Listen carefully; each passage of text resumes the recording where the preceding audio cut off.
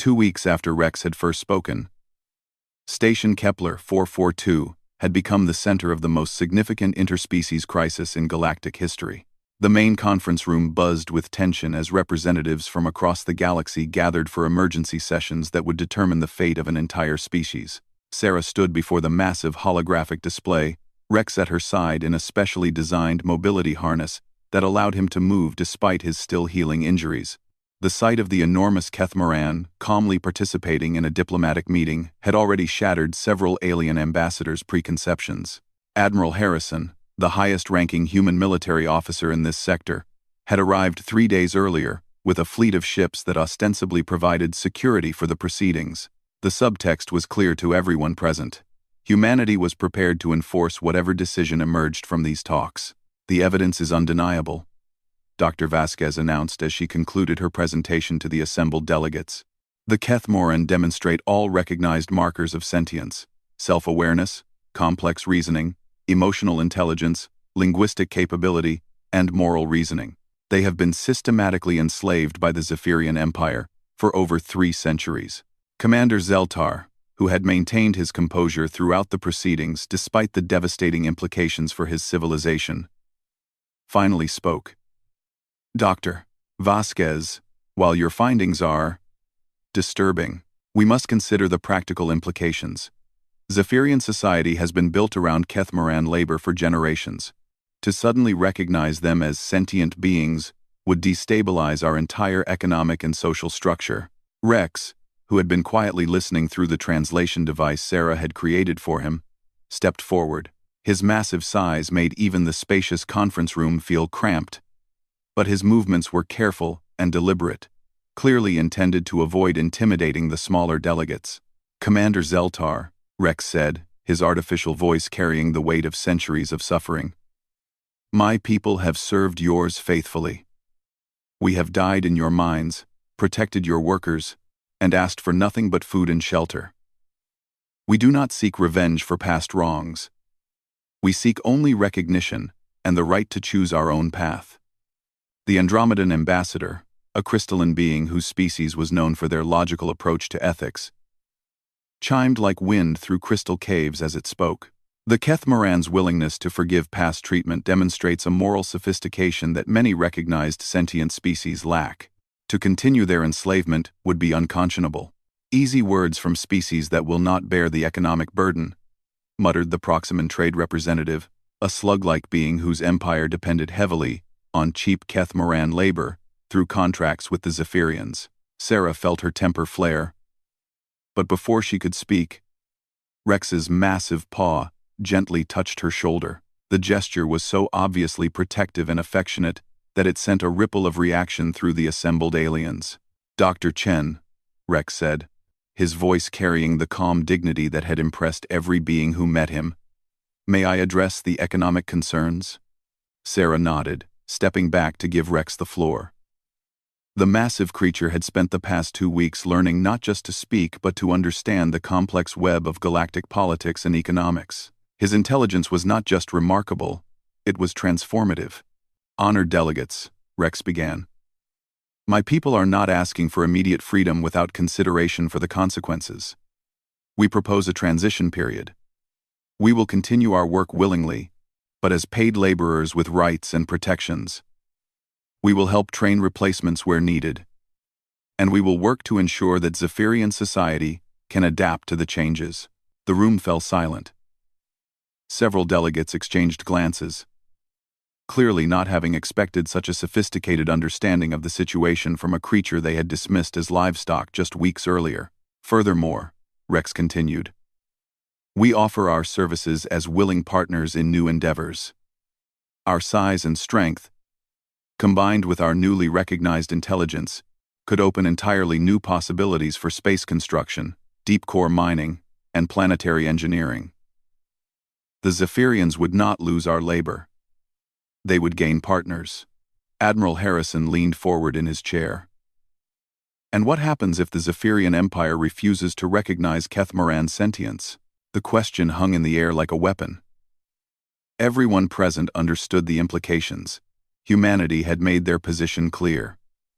They would not stand by while sentient beings were enslaved, regardless of the economic or political consequences. Rex's response surprised everyone. Then my people will leave Zephyrian space and seek sanctuary elsewhere. We do not wish to be the cause of conflict between our former masters and those who have shown us kindness. Absolutely not, Sarah said firmly, stepping forward again. Rex, you and your people have every right to your ancestral homes. If anyone should leave, it should be those who enslaved you.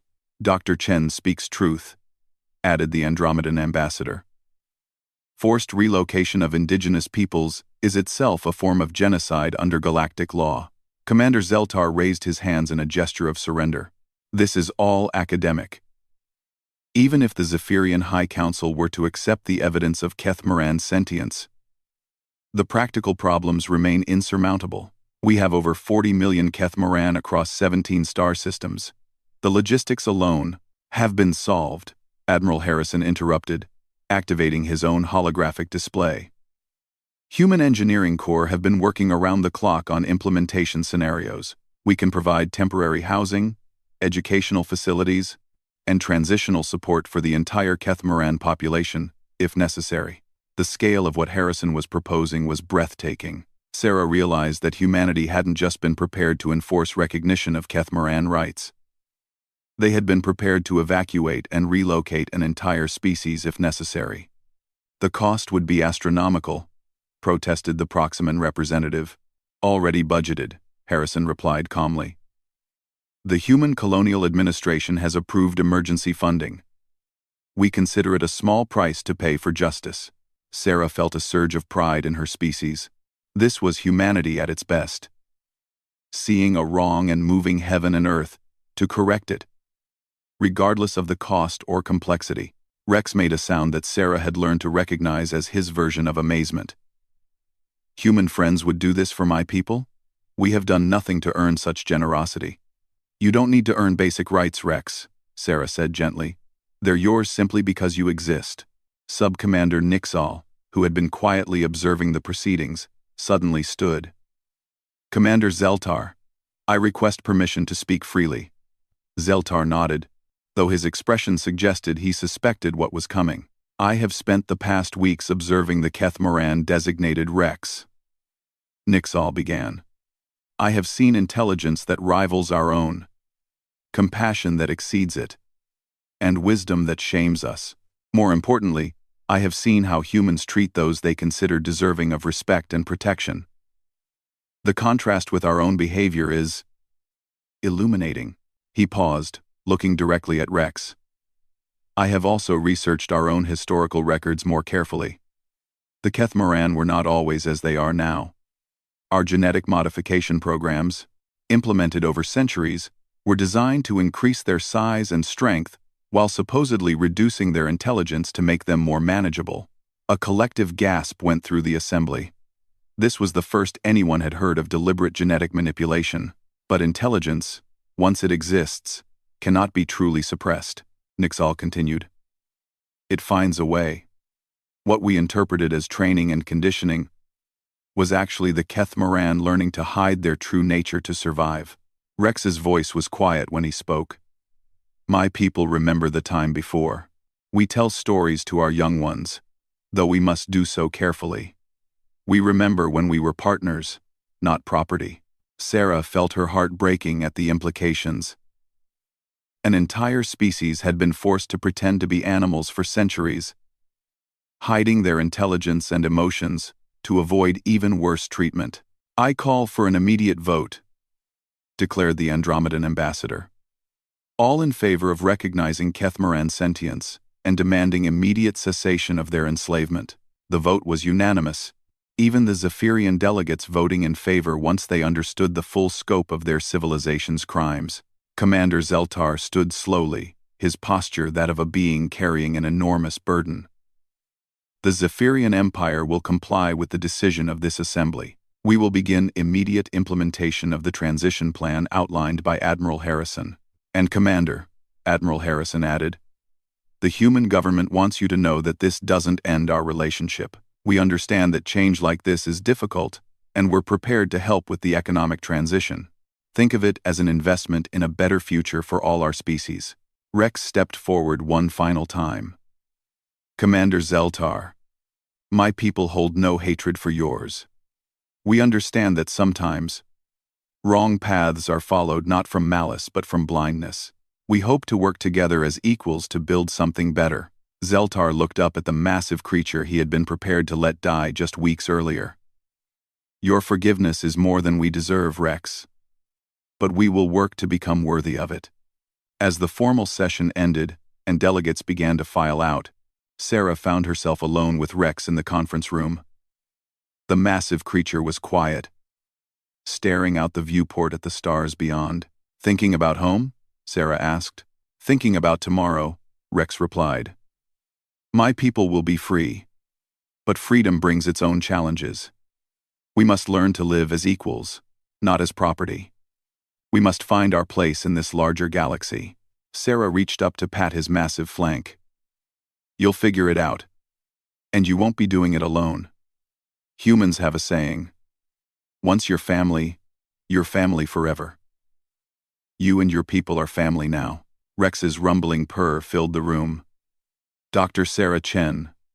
When I was dying in that cargo bay, I believed my life was ending. I did not know it was beginning.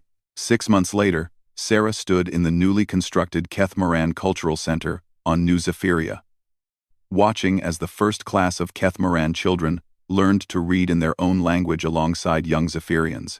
The integration hadn't been without challenges, but progress was being made. Rex, now fully healed and serving as the first Kethmaran ambassador to the Galactic Council, approached with his characteristic careful grace.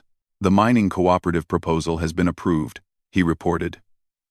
Equal partnership between Kethmaran and Zephyrian workers, with humans providing technical oversight during the transition period. Sarah smiled. How does it feel to be making history? Lonely, sometimes, Rex admitted. But then I remember that every great change begins with one individual willing to act against convention. You showed my people that such individuals exist among humans. Now we must strive to become worthy of that example. W.S. Cower. W.S. Cower.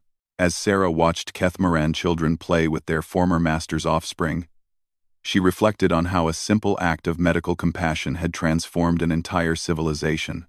It was, she thought, a very human thing to do.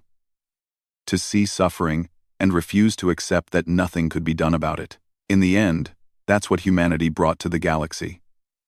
Not superior technology or military might, but the stubborn conviction that everyone deserved a chance at dignity, freedom, and happiness. It was a simple philosophy, but as Rex and his people had discovered, sometimes simple truths had the power to change everything. The galaxy was a better place because one human medic had refused to let a noble creature die alone and abandoned. And somewhere in the vast cosmos, other species were taking note of the lesson. Never underestimate the power of human compassion, or the lengths humans would go to protect those they considered worthy of protection, which, as it turned out, was everyone.